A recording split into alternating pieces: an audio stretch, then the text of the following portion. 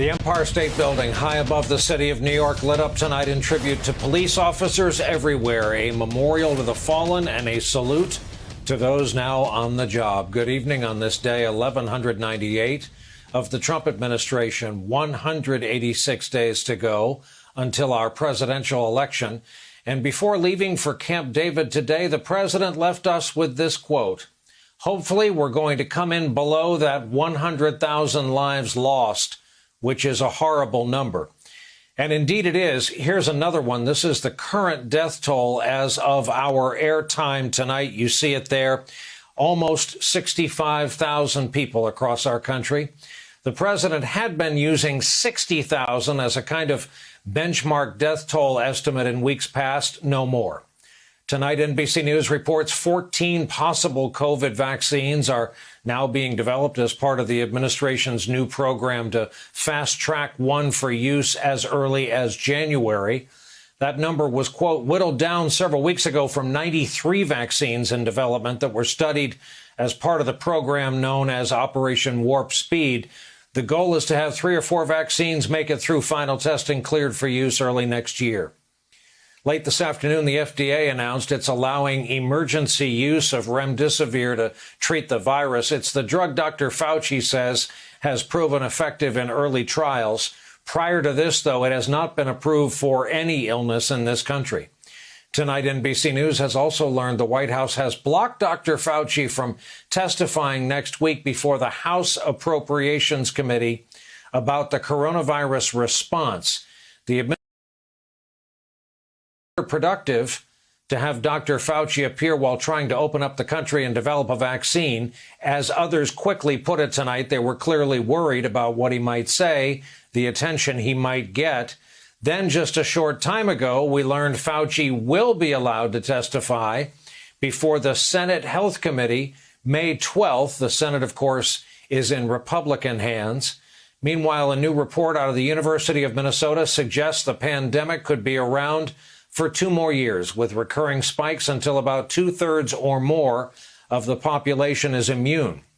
One of the report's authors will join us in just a few moments. Another new report, this one from the CDC about the U.S. response in the early months of this year, says, quote, the epidemic curve presented was likely affected by limited testing, particularly in the early phases of the outbreak. Despite all that, the president continues to focus on blaming China for the outbreak and now talking up retaliation. Talking about potential tariffs on China yesterday, is that something that's under serious consideration?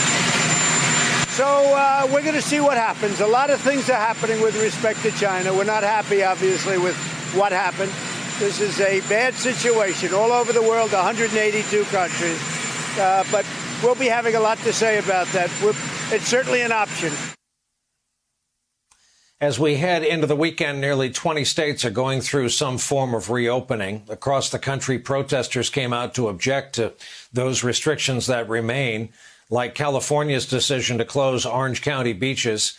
In Michigan just yesterday, hundreds of protesters, some of them with long guns, descended on the state capitol as Governor Gretchen Whitmer extended its state of emergency orders till May 28. Today, Trump weighed in with this post, quote, the governor of Michigan should give a little and put out the fire. These are very good people, but they are angry. They want their lives back again safely.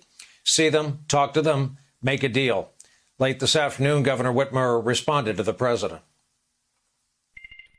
We're not in a political crisis where we should just negotiate and find some common ground here. We're in a public health crisis.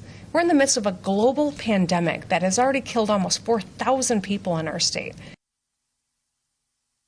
Michigan has recorded over 42,000 cases. New York's governor also coming down on the side of caution. Today, Andrew Cuomo declared schools would remain closed for the rest of the school year.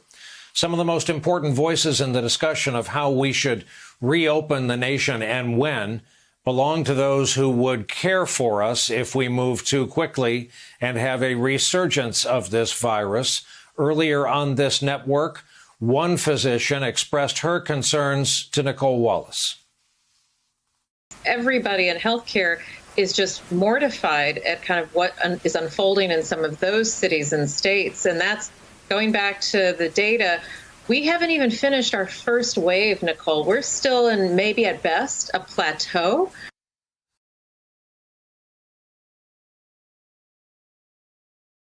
Hey there, I'm Chris Hayes from MSNBC. Thanks for watching MSNBC on YouTube. If you want to keep up to date with the videos we're putting out, you can click subscribe just below me or click over on this list to see lots of other great videos.